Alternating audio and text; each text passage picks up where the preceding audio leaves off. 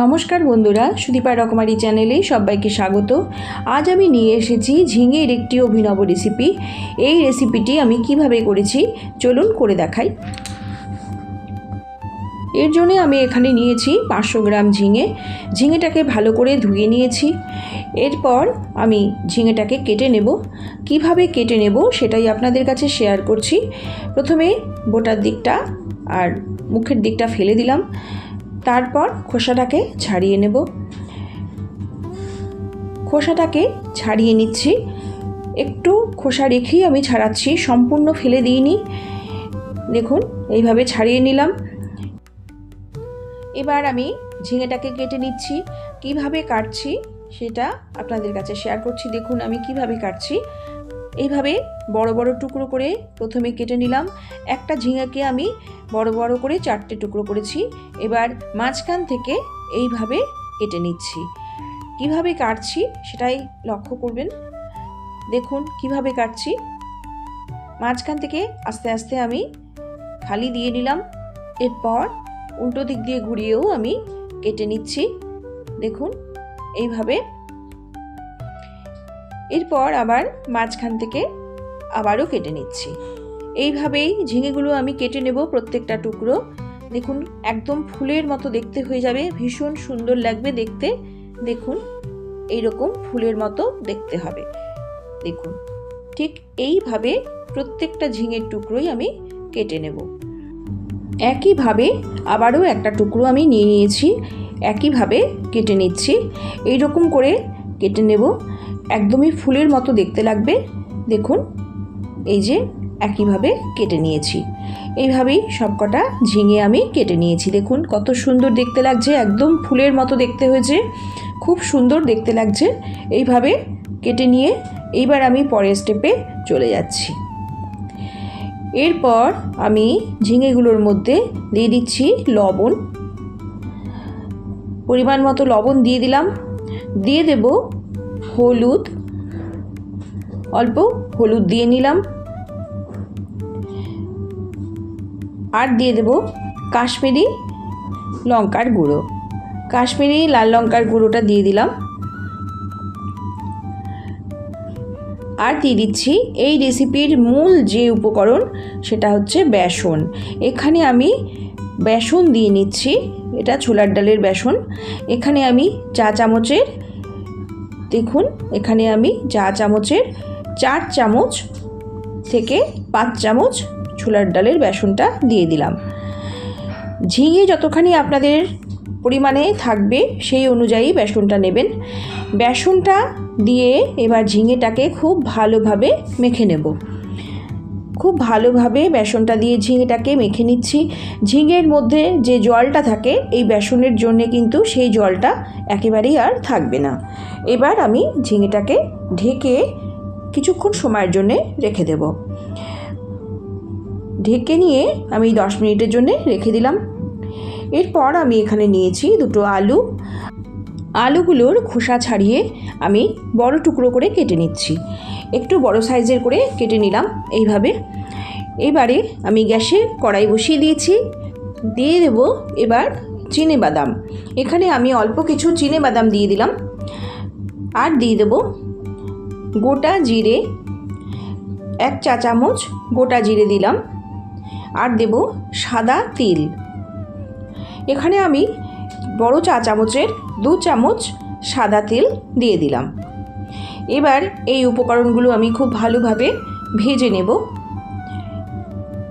নাড়াচাড়া করে একটু সময় আমি ভালো করে ভেজে নেব, যতক্ষণ পর্যন্ত এর রঙটা না চেঞ্জ হয়ে আসে আমি ততক্ষণ ভেজে নেব। দেখুন ভাজতে ভাজতে রঙটা চেঞ্জ হয়ে এসেছে। এবার এটা নামিয়ে নিয়ে আমি মিক্সিতে বেটে নেব। এরপর গ্যাসে কড়াই বসিয়ে আবার সর্ষের তেল দিয়ে দিলাম। রেসিপিটা সর্ষের তেলেই করলে বেশি ভালো লাগবে খেতে। আপনারা ইচ্ছে করলে অন্য যে কোনো তেলেই করতে পারেন। এবারে তেলটা গরম হয়ে গেলে আমি প্রথমে কেটে রাখা আলুটা দিয়ে নিলাম। আলুটাকে প্রথমে ভেজে নেব। আলুটাকে ভেজে নিচ্ছি, লবণ হলুদ না দিয়েই আলুটাকে ভেজে নিলাম। লবণ হলুদ দিলে আলুটা নরম হয়ে যাবে, সেই জন্যে দিইনি। এইভাবে লাল করে ভেজে নিয়েছি। দেখুন আলুটা তুলে নিচ্ছি। আলুটা তুলে নিয়ে এবার যে তেলটা থাকবে সেই তেলের মধ্যেই ম্যারিনেট করে রাখা ঝিঙেগুলোকে আস্তে আস্তে একটা একটা করে দিয়ে ভেজে নেব। দেখুন ঝিঙেগুলো আমি দিয়ে দিচ্ছি। এইভাবে ঝিঙেগুলো দিয়ে ঝিঙেগুলোকে আমি ভেজে নেব, একটু লালচে করে ঝিঙেগুলোকে ভেজে নেব। গ্যাসের আঁচটা কমিয়ে কিন্তু ঝিঙেগুলো ভাজবেন না, তাহলে ঝিঙেগুলো কড়াইয়ে লেগে যেতে পারে। গ্যাসের আঁচটা একটু বাড়িয়ে নিয়েই ঝিঙেগুলো ভেজে নেবেন, তাতে ভাজাটা ভালো হবে আর লালচে হয়ে ভাজাও যাবে। এইভাবে ঝিঙেগুলো আমি ভেজে নিচ্ছি। দেখুন ভাজা হয়ে গেছে, এবার তুলে নেব। এইভাবেই সবকটা ঝিঙে আমি ভেজে নেব। ঝিঙেগুলো ভাজা হয়ে গেছে, এবার কড়াইতে সর্ষের তেল দিয়ে আমি দিয়ে দিলাম একটা শুকনো লঙ্কা, 5 ফোড়ন, হাফ চামচ 5 ফোড়ন আর হাফ চামচ কালো জিরে। 5 ফোড়ন আর কালো জিরে খুব দারুণ গন্ধ বেরোলে ফোড়নের আমি এর মধ্যে দিয়ে দেব আদা আর টমেটোর পেস্ট। এখানে আমি আদা আর টমেটোর পেস্ট করে নিয়েছি, সেটাই দিয়ে দিচ্ছি। এখানে আমি 3 চামচ আদা টমেটোর পেস্ট দিয়ে দিলাম। এবারে দিয়ে দেব পরিমাণ মতো হলুদ, দিয়ে দেব লাল কাশ্মীরি লঙ্কার গুঁড়ো, এটা রঙের জন্য দিয়েছি, যদি আপত্তি থাকে এটা স্কিপ করে যাবেন। আর দিয়ে দেব হিং। হিংটা অবশ্যই দেবেন, হিংটা দেওয়াতে এই রেসিপির স্বাদ কিন্তু দুর্দান্ত হবে। এবার মশলাটাকে খুব ভালোভাবে কষে নেব যতক্ষণ না তেল ছেড়ে আসে। একটু সময় নিয়ে ভালোভাবে মশলাটাকে কষে নিচ্ছি। 4 মিনিটের মতো মশলাটাকে কষে নিলাম। দেখুন তেল ছেড়ে এসেছে, মশলাটা কষানো হয়ে গেছে। এইবারে আমি এখানে দিয়ে দিচ্ছি জিরে, তিল আর যে বাদামের আমি পেস্টটা বানিয়েছিলাম, কিছু কাঁচা লঙ্কাও সাথে দিয়ে নিয়েছিলাম সেই পেস্টটা। এখানে স্বাদ মতো ঝালটাও আপনারা দিয়ে দেবেন। স্বাদ মতো লঙ্কা দিয়ে আমি এই পেস্টটা বানিয়ে নিয়েছি, সেই পেস্টটা এখন দিয়ে দিলাম। ভালোভাবে মশলার সাথে এই পেস্টটাকে এখন কষে নেব।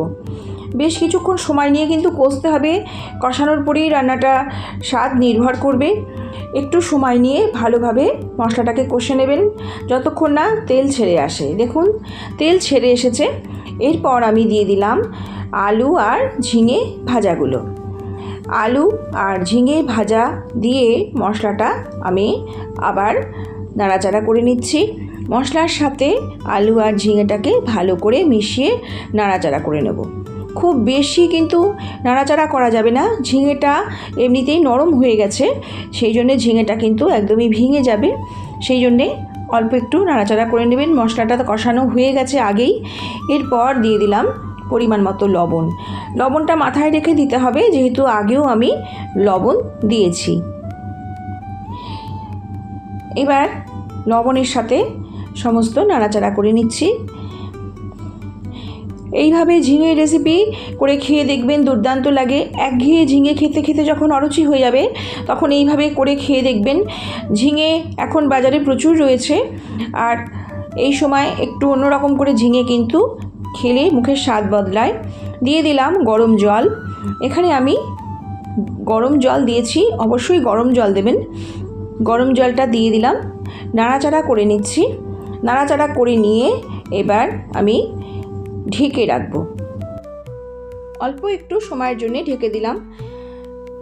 3 মিনিট বাদে চলে এলাম। দেখুন ঝিঙেটা কিন্তু আমার একদম ফুটে গেছে আর সেদ্ধ সব কিছু আগে থেকেই হয়ে রয়েছে। এই পর্যায়ে আমি দিয়ে দিচ্ছি আখের গুড়। এখানে আমি চিনির বদলে আখের গুড় দিলাম, আপনারা ইচ্ছে করলে চিনি দিতে পারেন। এবার সব কিছু ভালোভাবে মিশিয়ে নিয়ে এর মধ্যে আমি দিয়ে দিচ্ছি ঘি। এই রান্নাতে অবশ্যই একটু ঘি ব্যবহার করবেন, তাতে স্বাদ কিন্তু দুর্দান্ত হবে। দিয়ে দিলাম ঘি। রেসিপিটা আমার সম্পূর্ণ তৈরি হয়ে গেছে। ঝিঙের এই দুর্দান্ত স্বাদের রেসিপি আপনারা করে খেয়ে দেখবেন, আশা করি আপনাদের পছন্দ হবে। একঘেয়ে ঝিঙের রেসিপি খেতে খেতে অরুচি হলে এই ঝিঙের রেসিপিটি কিন্তু ভীষণ ভালো লাগবে। আমাদের ঘরের সবাই ভীষণ ভালো খেয়েছে এই রেসিপিটি।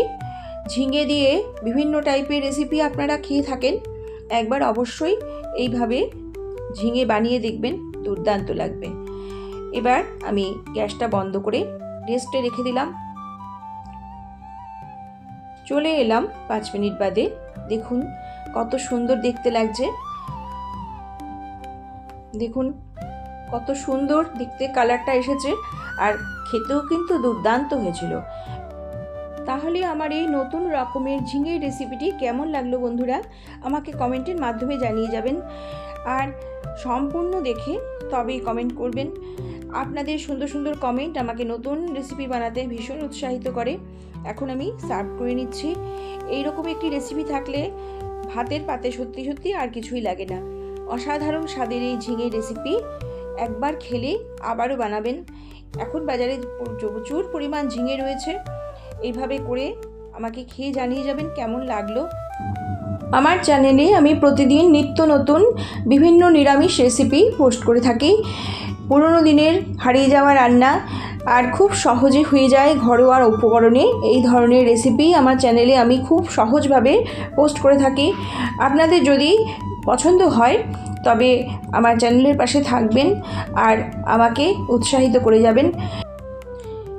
এই রকম একটি ঝিঙে রেসিপি থাকলে কিন্তু মাছ মাংসের দরকারই পড়বে না, অসাধারণ লাগবে খেতে। আমার সাথে এতক্ষণ যে সমস্ত বন্ধুরা ধৈর্য ধরে আমার ভিডিওটি দেখেছেন তাদের জন্য রইল অসংখ্য ধন্যবাদ, শুভকামনা, ভালোবাসা। সবাই ভালো থাকবেন, সুস্থ থাকবেন। আমি আবারও একটি নতুন রেসিপি নিয়ে চলে আসব। নমস্কার।